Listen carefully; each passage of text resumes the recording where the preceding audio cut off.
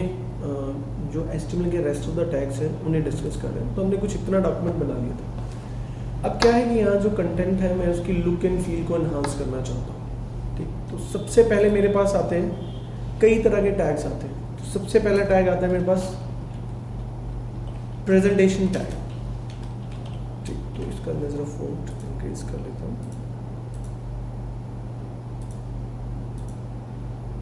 ठीक, presentation tags आते हैं। अब ये क्या करते हैं, they decide look of content of A tag. मतलब इन टैग्स की क्या खास बात है, ये डिसाइड करेंगे कंटेंट, यानी जो भी टैग स्टार्ट होता है क्लोज होता है उसके बीच में जो पार्ट होता है उसे हम कंटेंट बोलते हैं। ये उस कंटेंट की लुक एंड फील की बात करेगा। ठीक, तो जैसे ये एक टैग है, मैंने यहाँ लिखा बी और बी टैग को स्टार्ट किया और उसकी क्लोजिंग के बीच में फर्स्ट को लिख दिया, तो इस पर क्या इफेक्ट आ जाएगा, बोल्ड। यानी अब अगर आप देखो ओरिजिनल इसकी लुक ऐसी है, बट जैसे ही मैंने बी दे दिया कुछ फर्क आया, वो थोड़ा सा बोल्ड हो गया। इसी तरीके से मेरे पास एक आई टैग है जिसे हम बोलते हैं इटैलिक। यू टैग है दैट इज फॉर अंडरलाइन। इसी तरीके से मेरे पास एस है, एस नाम का टैग है that is for strike through. इस तरीके से मेरे पास कई सारे टैग्स मिल जाते हैं। तो जैसे मैं इसे चलाता हूं, सी इटैलिक थोड़ा सा टाइल्ड हुआ, अंडरलाइन अंडरलाइन हुआ, स्ट्राइक थ्रू हुआ। तो ये प्रेजेंटेशन टैग्स होते हैं। एग्जाम्पल आप ये ले सकते हो, B tag, I tag, U tag, ठीक, देन और एस टैग, और ऐसे बहुत सारे टैग्स होते हैं हमारे पास। ठीक, एक आते हैं हमारे पास सिमेंटिक टैग। ठीक, they decide meaning of content of A tag. मतलब वो एक टैग के मीनिंग को डिसाइड करते हैं। अब मीनिंग किस तरीके से वो चीज चेकआउट करते हैं, जैसे सपोज करो मैं यहां पर आता हूं, एक टैग और है मेरे पास जिसका नाम है स्ट्रॉन्ग। मैंने इसके अंदर लिखा फर्स्ट। मैं इसे आउटपुट देखता हूं, तो मुझे बात बताओ, बोल्ड और स्ट्रॉन्ग की लुक में कोई फर्क है? जूम कर दूं इसे थोड़ा सा, विजिबिलिटी है, तो क्या इनकी लुक में कोई डिफरेंस है? कोई डिफरेंस नहीं है फर्स्ट और इसमें। तो फिर टेक्निकल डिफरेंस क्या है? डिफरेंस है सिमेंटिक का। सिमेंटिक ऐसे है, जैसे सपोज करो हम आपस में बातचीत कर रहे हैं, बातचीत करते हुए मुझे किसी बात को लगता है कि ये बात बड़ी इंपॉर्टेंट है, तो हम क्या करते हैं, उस बात को थोड़ा जोर से बोलते हैं, यही करते हैं। तो यहाँ क्या होता है कि जिस टैग को आप स्ट्रॉन्ग टैग की ओपनिंग एंड क्लोजिंग में लिख लेते हो, तो इसका मतलब सर्च इंजन को ये लगता है कि ये एक मीनिंगफुल टैग है, यानी इस टैग का जो कंटेंट है उसका एक्स्ट्रा मीनिंग है, या जो ऑथर है वो इस मीनिंग पे स्ट्रेस देना चाहता है। अब हमारे पास ना कुछ सॉफ्टवेयर्स आते हैं। एक सॉफ्टवेयर आता है screen reader, which reads the web page content. यानी एक सॉफ्टवेयर होता है जो कंटेंट जितना लिखा होता है ना वेब पेज को, उसे रीड करता है, and it give extra emphasis on semantic tag.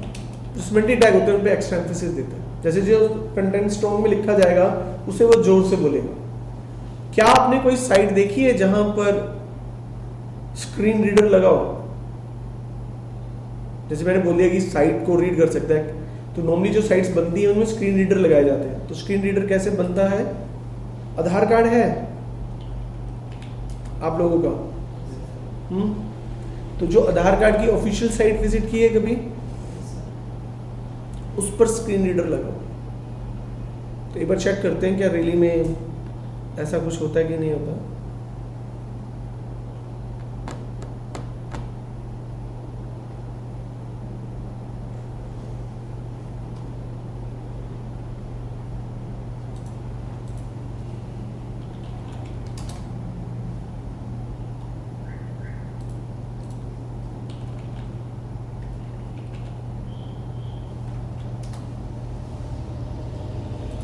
ये ऑफिशियल साइट है आधार कार्ड की, जहाँ रजिस्ट्रेशन वगैरह जो भी आपके होते हैं वो यहाँ परफॉर्म होते हैं। ठीक, तो इन बस जस्ट इसकी साइड पे एक सॉफ्टवेयर हुआ है, एक आइकन अलग से बना हुआ है स्क्रीन रीडर का। मोस्टली जो गवर्नमेंट साइट्स होती है ना, उसमें मोस्टली इस तरीके से डिज़ाइन किया जाता है कि उसमें स्क्रीन रीडर काम कर सके। तो इस साइड में स्क्रीन रीडर इसलिए है कि कोई पर्सन जिसको थोड़ी सी विजुअल डिसेबल है तो वो उसको रीड कर सके, तो वो सॉफ्टवेयर पे क्लिक कर देगा, सॉफ्टवेयर से पढ़ के सब बता देगा। ठीक, तो यहाँ पर आपका सिमेंटिक टैग हेल्प करता है। और सिमेंटिक टैग के एग्जांपल्स क्या हैं? एग्जांपल है, पहला एग्जांपल है आपका स्ट्रॉन्ग टैग, दूसरा एग्जांपल है आपके पास address tag, code tag etcetera. जैसे कई बार क्या होता है, साइट्स पे आप जाते हो, अब साइट में बहुत सारा कंटेंट लिखा हुआ है, सर्च इंजन को कैसे पता लगेगा कि इसमें एड्रेस की बात हो रही है? तो जैसे मुझे कभी एड्रेस लिखना पड़ा तो मैं एड्रेस नाम के टैग को यूज करूंगा, और एड्रेस नाम के टैग में मैंने क्या लिखा, मॉडल टाउन, मैंने इस तरीके से वैल्यू रिप्रेजेंट की, चलाया, ये इस तरीके से मॉडल टाउन यमुनानगर दिखा देगा, तो टाइम लगेगा। ठीक, इतना क्लियर होता है कि एड्रेस टैग इस तरीके से काम करेगा।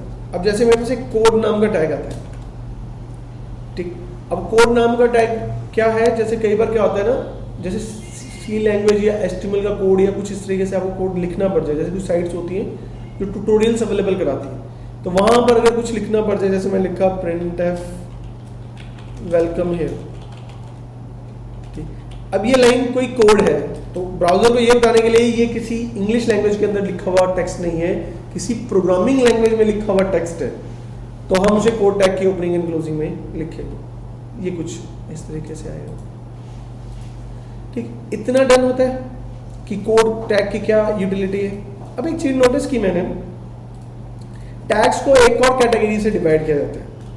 Tags can be classified according to their content covering area, मतलब उनका कंटेंट कितना एरिया कवर करेगा उस बेस पे भी मैंने डिवाइड कर सकता हूं। जैसे एक कैटेगरी बनेगी आपकी ब्लॉक टैग और एक बनती है इनलाइन टैग। जैसे एक सिंपल सा एग्जांपल दिखाता हूं, अगर नोटिस करो जो ये आउटपुट आई है, ठीक, इसमें बोल्ड टैग है, इस टैग के कंटेंट ने कितना एरिया लिया, जितनी उसका साइज है, यानी इनलाइन टैग कौन से होते हैं, this tag content takes only those area in which they easily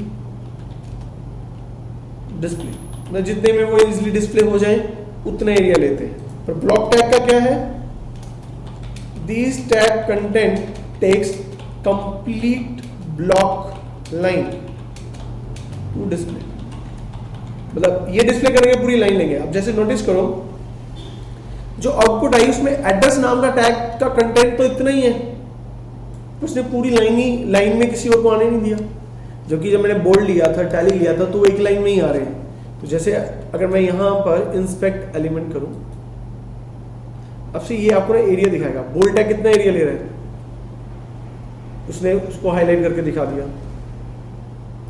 italic कितना ले रहा है, अंडरलाइन कितना ले रहा है, स्ट्राइक थ्रू कितना ले रहा है, स्ट्रॉन्ग कितना ले रहा है, पर एड्रेस को लेते ही पूरी लाइन कवर कर रहा है, और कोड सिर्फ उतना जितना हमने लिखा है। तो यानी आपके टैग्स ब्लॉक लेवल और इनलाइन लेवल टैग के पॉइंट ऑफ व्यू से भी आ जाते हैं। इतना क्लियर होता है। अब हमारे पास कुछ हेडिंग टैग्स आते हैं। अब एक बात याद रखना, these tags are semantic tag to represent heading in content. ये टोटल हमारे पास H1, H2, H3, H4, H5, H6 है। जैसे हम कोई टॉपिक स्टार्ट करने लगते हैं तो हम एक हेडिंग डालते हैं, तो ये हेडिंग को रिप्रेजेंट करने के लिए हम इसको यूटिलाइज कर लेते हैं। जैसे मैं यहाँ आया, मैंने यहाँ लिखा H1 में लिखा हेडिंग 1,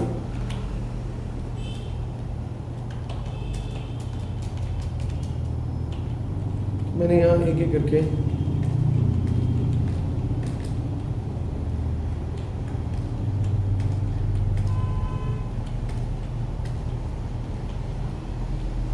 चलाया। ये कुछ इस तरीके से हेडिंग्स आ जाए।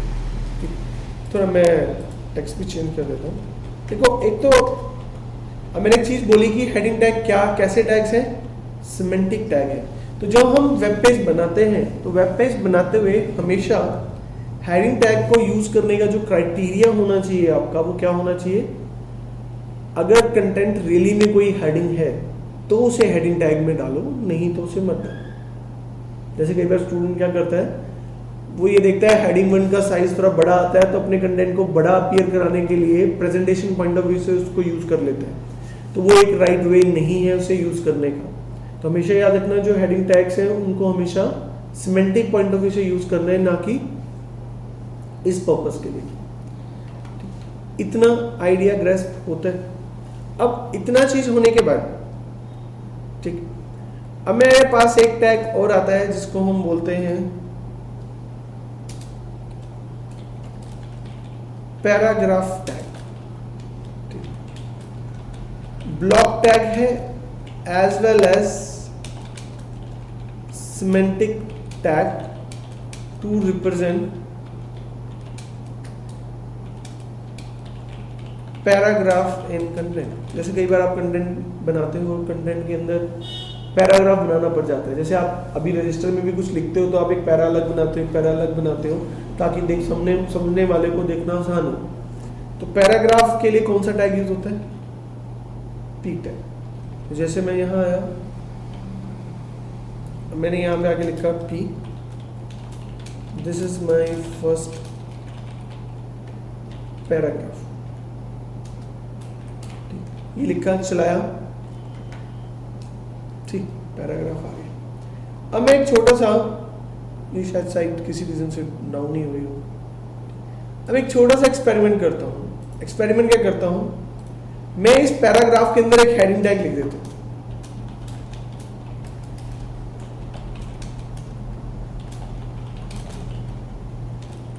ये लिख दी, ठीक।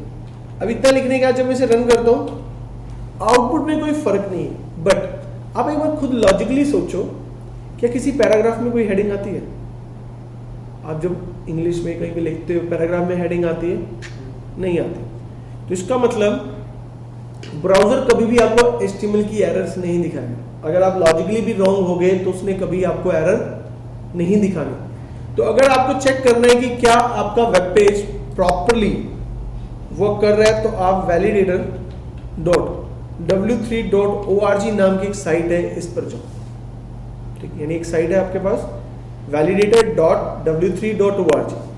यहां पर एक ऑप्शन आती है वैलिडेट बाय फाइल अपलोड, ठीक। मैं यहां आया, ब्राउज पे क्लिक किया, जहां मेरी फाइल पड़ी हुई है मैं वहां पहुंचा और मैंने इस 1.html को लोड कर लिया। और मैं कहता हूं इसे चेक करके बताएं। अब देखना ये क्या बताता है,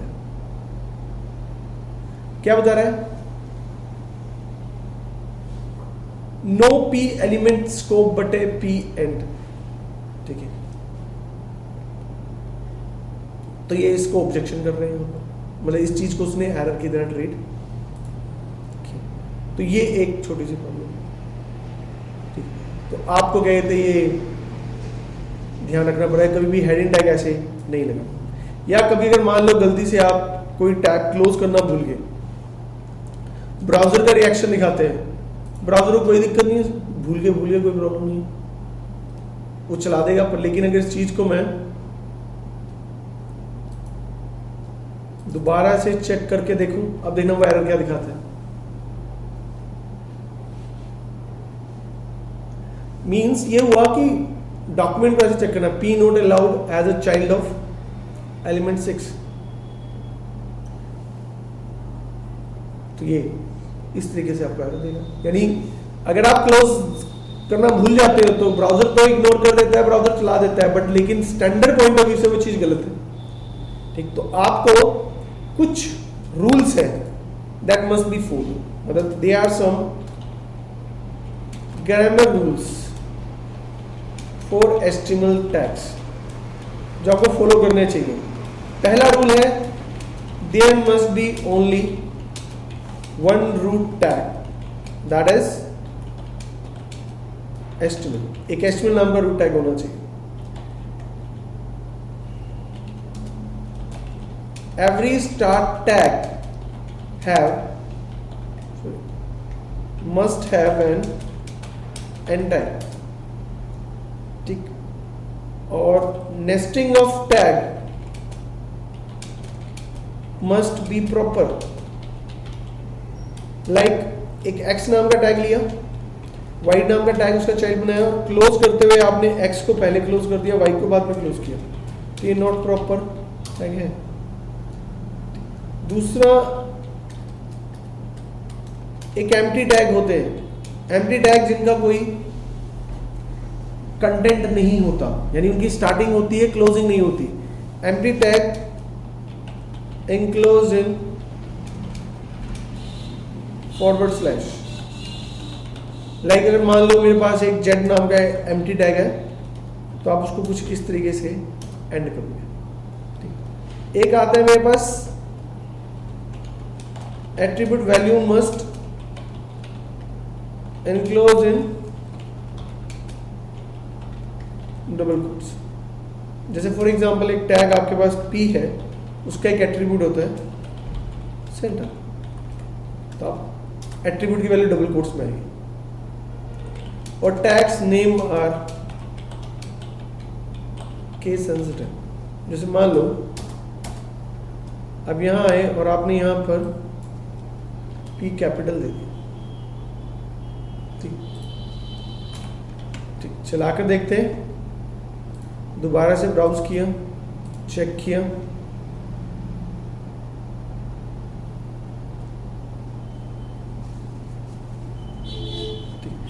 मतलब इसको भी इग्नोर कर रहे हैं, ये एरर नहीं भी चलेगी तो कोई प्रॉब्लम नहीं। ठीक है, मतलब इसको इग्नोर कर सकते हो।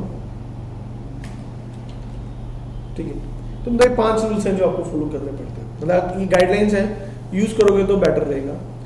सर्च इंजन में इसका इम्पैक्ट पड़ता है, यानी जो हमारी साइट, वेब पेज अगर इन रूल्स को फॉलो कर रहा है तो उसका इम्पैक्ट हमें सर्च इंजन ऑप्टिमाइजेशन में मिलता है। गूगल इन चीज़ों को अच्छे ढंग से सर्च कर पाता है, कंफ्यूज नहीं होता। ठीक, इस टैग के बाद अब एक सिंपल सा एक्सपेरिमेंट करते हैं। मैंने यहाँ बहुत सारा स्पेस ले लिया। ठीक, एक रूल है web browser ignore white spaces. अब ये वाइट स्पेसेस होते गए, न्यू लाइन, ठीक, स्पेस एंड टैब। जैसे अगर आप यहां आते हो, मैंने टैब प्रेस किया, एंटर प्रेस किया, अब देखना आउटपुट क्या आती है। आउटपुट में कुछ चेंज आया? कोई चेंज नहीं आया। इसका मतलब आपका चेंज तो हुआ बट लेकिन उससे कोई इंपैक्ट नहीं पड़ेगा। इंपैक्ट क्यों नहीं पड़ेगा?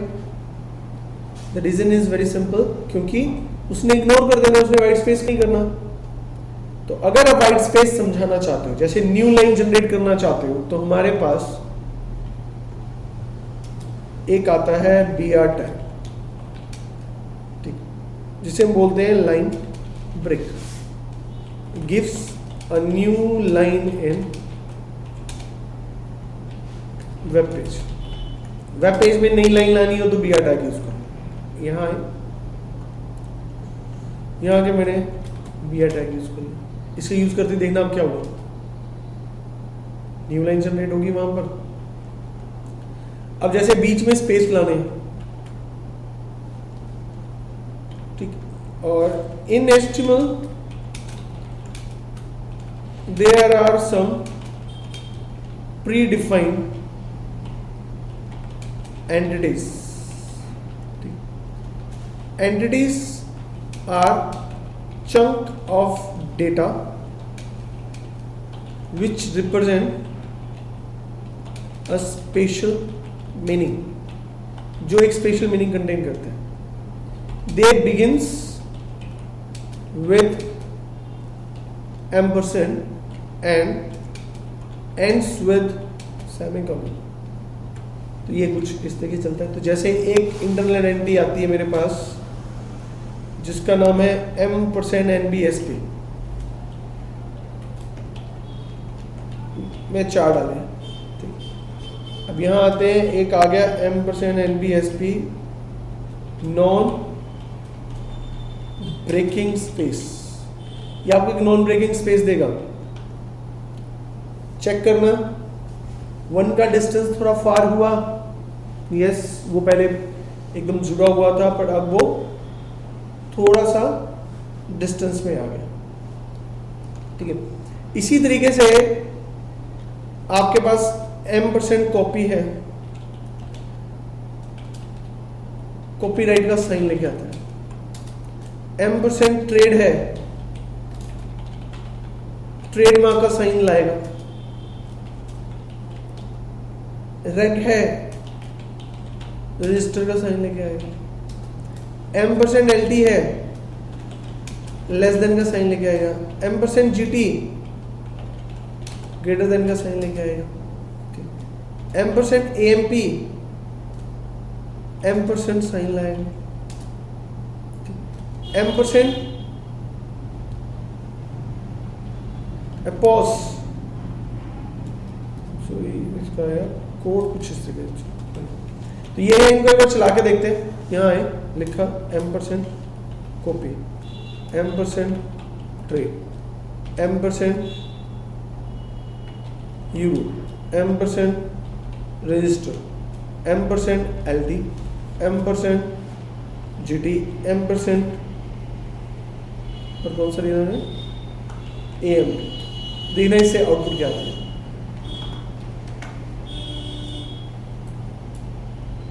क्योंकि HTML के अंदर लेस देन का स्पेशल मीनिंग है. क्या मीनिंग है? वो डिलिमिटर का काम करता है फॉर टैक्स.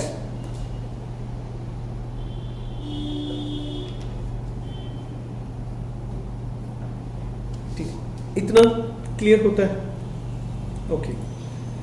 अब ये तो हमारे पास एंटिटी से आगे. अब मैं एक नया डॉक्यूमेंट और बनाता हूं.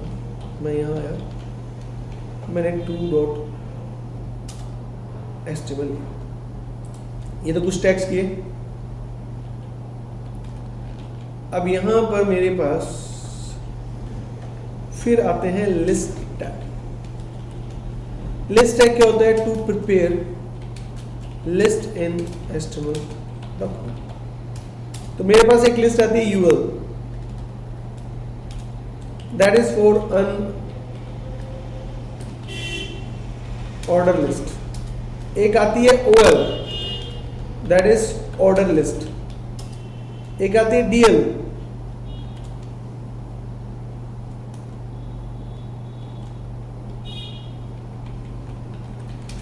Definition list. ठीक. अब इसमें होता क्या है, एक एक करके काम स्टार्ट करते हैं. तो लिया सबसे पहले UL लिया,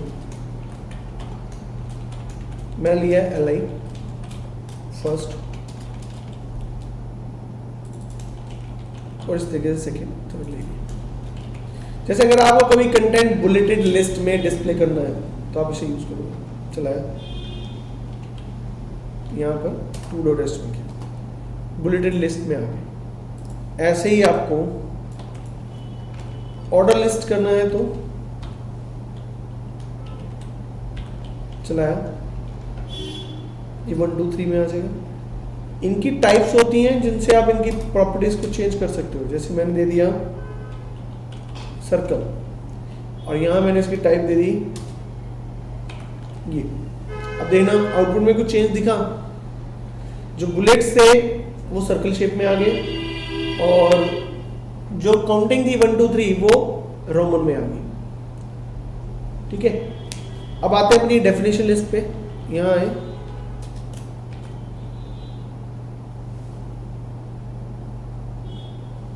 DD लिया,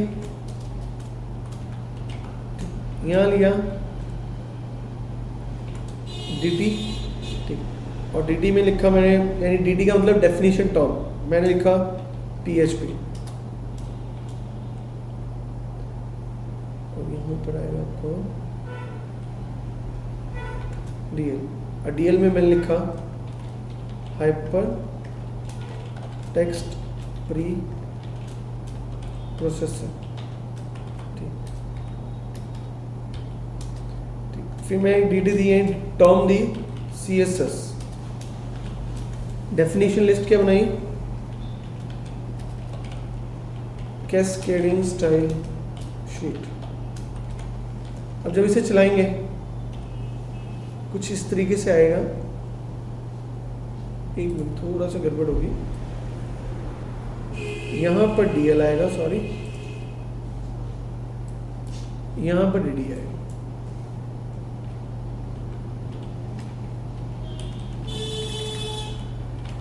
ठीक, चलाया। अभी आ गया, जैसे PHP, ये PHP की डेफिनेशन है, CSS ये इसकी डेफिनेशन है। जैसे कभी आपको इस तरीके से रिप्रेजेंट करना पड़ जाए कि कुछ शॉर्ट फॉर्म की डिस्क्रिप्शन वगैरह दिखानी है, आप इसे यूज़ करो। आपने कुछ नहीं करना है, आज जो ये मैं टैग्स करवा रहा हूँ इसको साथ के साथ करना है। मैंने तुम लोगों को W3 स्कूल्स दे दिया है, तो उसे भी यूज़ करना स्टार्ट कर देना। ठीक, ये तो हो गए हमारे डेफिनेशन वाले टैग्स आ गए। अब नाउ एक डॉक्यूमेंट और बनाते हैं।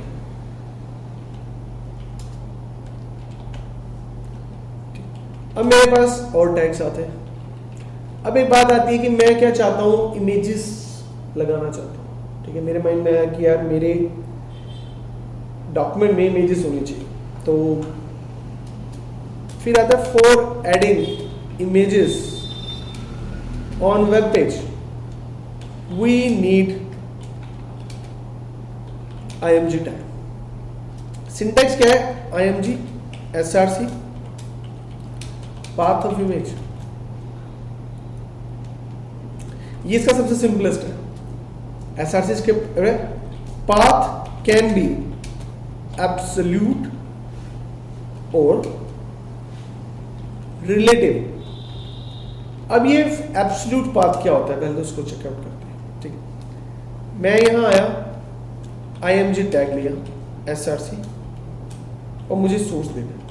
पहले तो इमेजेस ढूंढो, तो मैं क्या देखता हूं अपने इस डॉक्यूमेंट के अंदर, ये पिक्चर्स के अंदर सैंपल पिक्चर में ये एक सैंपल पिक्चर पड़ी हुई है। प्रॉपर्टीज में जाओ, ठीक, ये इसका पाथ है। ठीक, मैंने इस पाथ को कॉपी किया और यहां लिखा कि भाई फाइल, ये मैंने गिवन कर दिया, और इसके अंदर कौन सी पिक्चर मैंने बता दिया कि भाई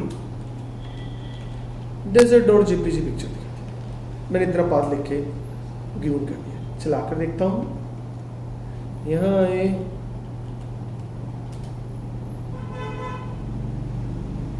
एक मिनट,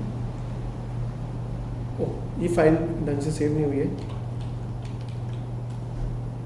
3.html मिली है, ठीक, सेव किया। अब चला के देखते हैं, इमेज आ गई। तो इसका मतलब ये इमेज आ गई, पर अब क्या है कि ना image is not in control, ये बहुत ही बड़ी आ रही है। कई बार क्या होता है, मुझे इतना कंट्रोल नहीं करना, तो मेरे पास एक एट्रीब्यूट आता है जिसका नाम है विड्थ।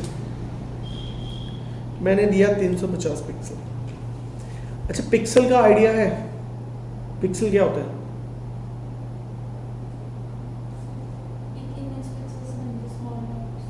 ओके, ठीक है।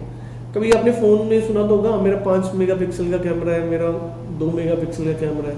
तो होता क्या है, कोई इमेज होती है, उसकी जो सबसे स्मॉलेस्ट यूनिट होती है, ठीक है, एक smallest dot on image is pixel.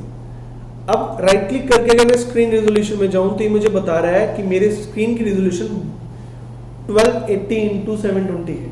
तो इसका मतलब क्या होता है? इसका मतलब ये होता है कि मेरी विड्थ में, मतलब ये जितनी स्क्रीन की विड्थ है उसके 1280 पिक्सल है और हाइट में 720 पिक्सल, ठीक।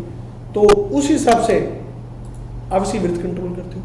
तो मैंने px दिया कि 350 पिक्सल कर दे स्क्रीन साइज का। अब सी जब आप 350 पिक्सल देते हो तो ये क्या करता है, जब उसकी विड्थ करता है ना तो इसे इस तरीके से एडजस्ट करेगा इमेज को कि हाइट प्रोपोर्शनल में रहे। यानी आपकी इमेज अगर मैं देखूं चलाऊं तो आपके ने एकदम सेट करेगा, मतलब हाइट इसने उतनी रखी जितनी से इसकी लुक डिस्टर्ब ना हो। कई बार ऐसा होता है कि हम खुद अपनी तरफ से हाइट भी दे सकते हैं, जैसे मैं दे दिया 300 पिक्सल। अब देखना क्या होगा, नोटिस करना इमेज थोड़ी सी ना खिंची है, और खींचने से क्या है उसकी डायमेंशन चेंज होती हुई नजर आती है। तो ये एक तरीका है जिससे आप ये कर सकते हैं। दूसरी चीज आती है, यार मैं गूगल पे जाता हूं और गूगल के अंदर एक फीचर्स है images.google.com, यानी एक साइट है जिससे कि आप इमेजेस सर्च कर सकते हो। और मैं इसे कहता हूं कि भाई मुझे लाइन की इमेज निकाल के दे। मैं लाइन एंटर करता हूं तो जितने लाइंस की इमेजेस होंगी मुझे निकाल के दिखा देगा। एक सोचने वाली बात है, गूगल को ये कैसे पता है इस इमेज में लाइन है? एक तरीका तो ये हो सकता है उसके पास एक लाइन की फोटो पड़ी है, ये हर फोटो को कंपेयर करता है और उससे पता लग जाता है कि लाइन है कि नहीं, कि कुछ और होता हो।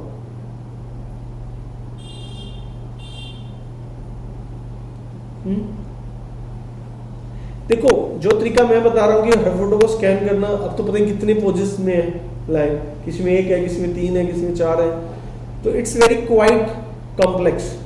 तो होता क्या है, हमारे पास एक एट्रीब्यूट आता है ALT, that is known as alternate text. मैंने लिखा this is an Sahara desert, spelling गलत हो गई, ये लिख दिया, ठीक है। अब जब मैं इसे चलाता हूं पर कुछ फर्क तो नजर आया नहीं। अब सी ये इसकी डिस्क्रिप्शन है इमेज की, तो जब गूगल सर्च करता है तो वो इमेज को नहीं सर्च करता, इस डिस्क्रिप्शन में देखता है कि लाइन नाम का वर्ड है, अगर लाइन नाम का वर्ड मिला तो वो इमेज लाइन की है, नहीं तो नहीं है। तो कई बार आप नोटिस करना गूगल में जब आप इमेजेस सर्च कर रहे हो ना तो कई बार आप सर्च कुछ छोड़ करते हो, इमेज कोई और आ जाती है। तो उसका रीजन क्या है कि मे भी उसकी डिस्क्रिप्शन में वो वर्ड लिखा होगा जो आप डिमांड कर रहे हो। इतनी कहानी क्लियर होती है। अब अल्टरनेट टेक्स्ट की खास बात और भी, अगर मान लो ये इमेज किसी रीजन से डिस्प्ले नहीं होती तो क्या होगा, तो वो जो अल्टरनेट टेक्स्ट है वो इस इमेज की जगह लिखा है। आ रहा ना, this is an Sahara desert. ये इमेज आपकी कैसी थी,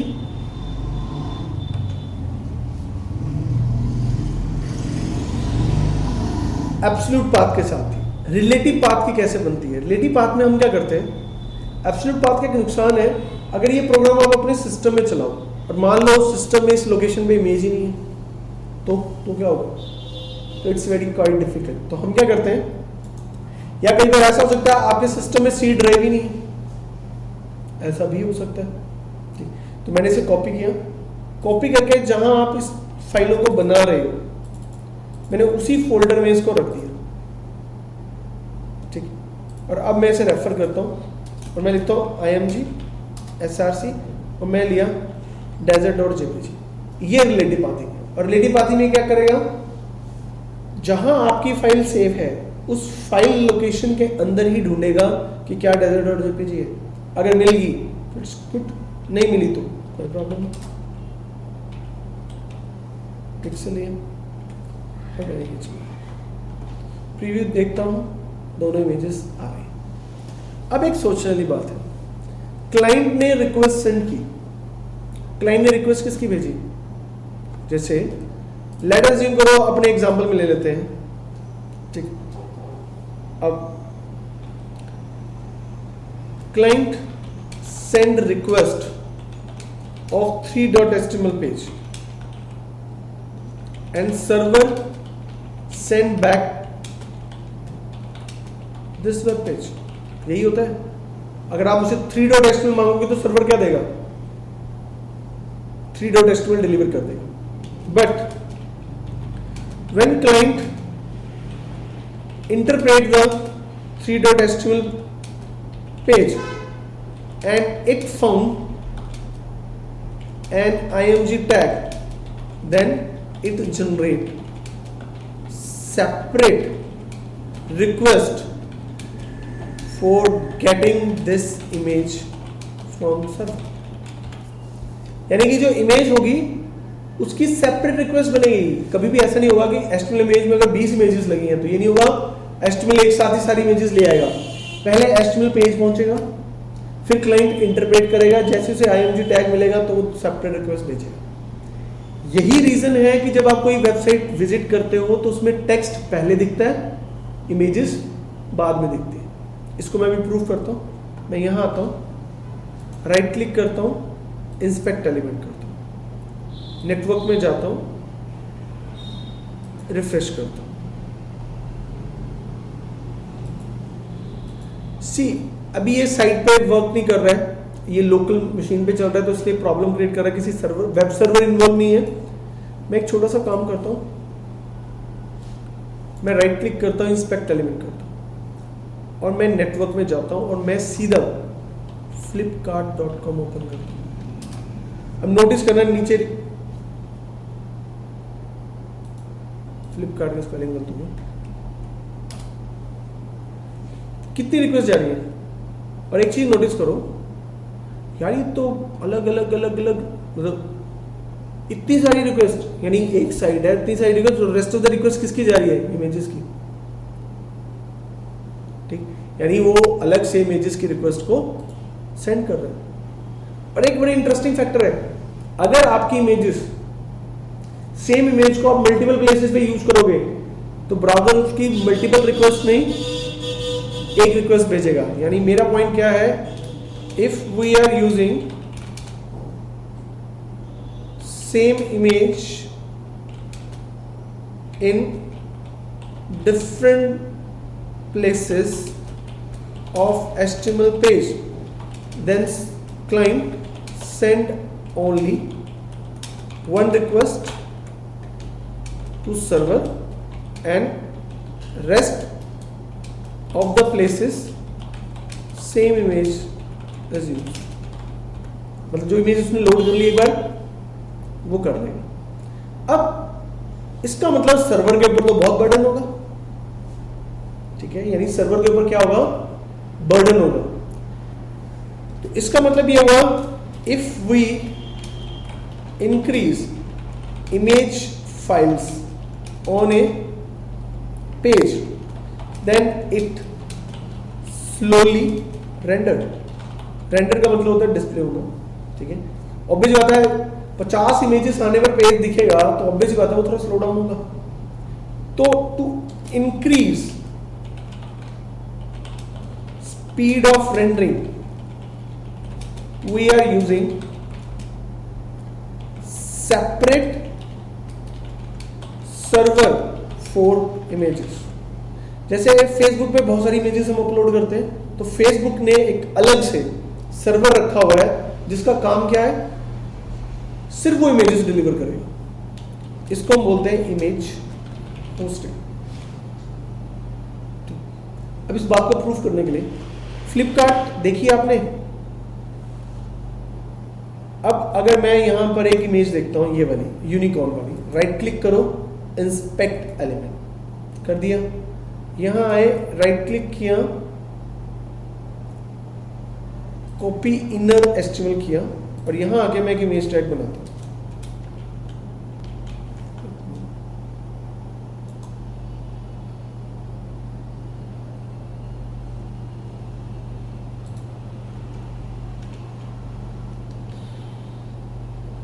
ज़्यादा ही आ गया,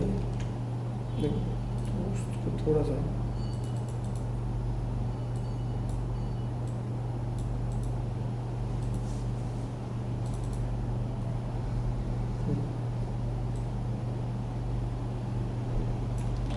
कॉपी किया, ये image I.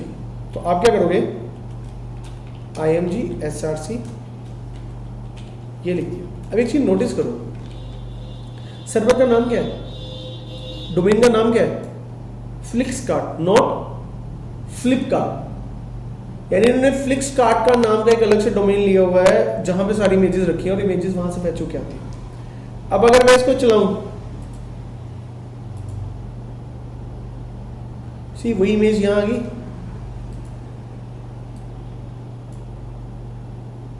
Clear the idea. तो वो यहां से इमेज ले आता है।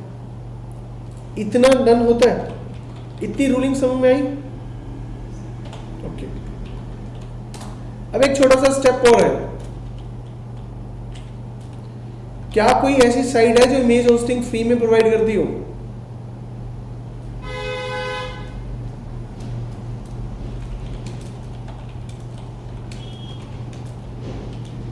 शायद आपने सुना है या नहीं सुना है।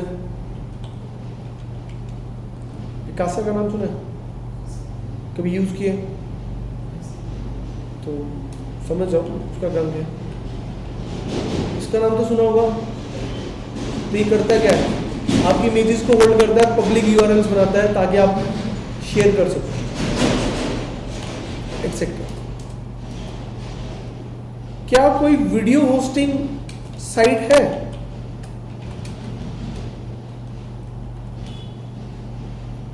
जहां पे आप वीडियो होस्ट कर सको? YouTube का नाम सुना है? तो अब क्या है, जैसे मैं YouTube की साइट पे जाता हूँ और आपके कंसेप्ट से फैमिलियर करता हूँ। YouTube में गए, यहाँ आप आगे एक सर्च लगाओ, ग्रेपस सॉल्यूशंस, बिना स्पेस के। तो ग्रेपस सॉल्यूशन का चैनल दिखाएगा। अब ये चैनल बना कैसे है, एक ईमेल आईडी लो, उससे चैनल बन जाएगा और उस चैनल पे मैंने अपने वीडियो डाल दिए। तो यहां पर एक वीडियो है, ये वाला वीडियो ले लेता हूं। ठीक है, इस वीडियो पे गया, यहां एक ऑप्शन आ रही है, क्या है, शेयर। इस शेयर के अंदर एक ऑप्शन है एम्बेड। मैंने इसे कॉपी कर दिया। ठीक, कॉपी करके यहाँ पेस्ट कर दिया। तो इसने कौन सा टैग यूज किया है, आई फ्रेम। आई फ्रेम नाम का टैग क्या करता है, ये आपको पावर देता है किसी दूसरे पेज को आपके HTML में ओपन करने के लिए। तो जब मैं इस कोड को चलाऊंगा तो नोटिस करना क्या होता है। अब आपका फेसबुक का वीडियो यहां पे एम्बेड हो गया, अब इसके अंदर चला सकते हैं। तो मोस्टली जब साइट्स के अंदर वीडियो का काम करना पड़ता है तो हम क्या करते हैं, एक चैनल बनाते हैं, उस पर YouTube का वीडियो डाल देते हैं, अपना वीडियो अपलोड कर देते हैं। अपलोड करने के बाद जो कोड मिला था उसको अपनी वेब पेज में डाल देते हैं, वीडियो चलेगा। देखो क्लिक करते हैं तो चलता भी है, ऐसा नहीं कि चलेगा नहीं। जब आप क्लिक करोगे तो इट्स वर्किंग, तो प्रॉपर जैसे काम करता है वैसे काम निकलेगा। ठीक, इतना डन होता है। तो ये हमारा आई फ्रेम नाम का टैग आ जाता है। ठीक है, इतने टैग्स करो, बाकी हम कल डिस्कस करेंगे। टैग्स है डायरेक्टली, जो टैग्स मैंने चलाए उन्हें थोड़ा थोड़ा करके चलाकर देखते रहो, काम करो।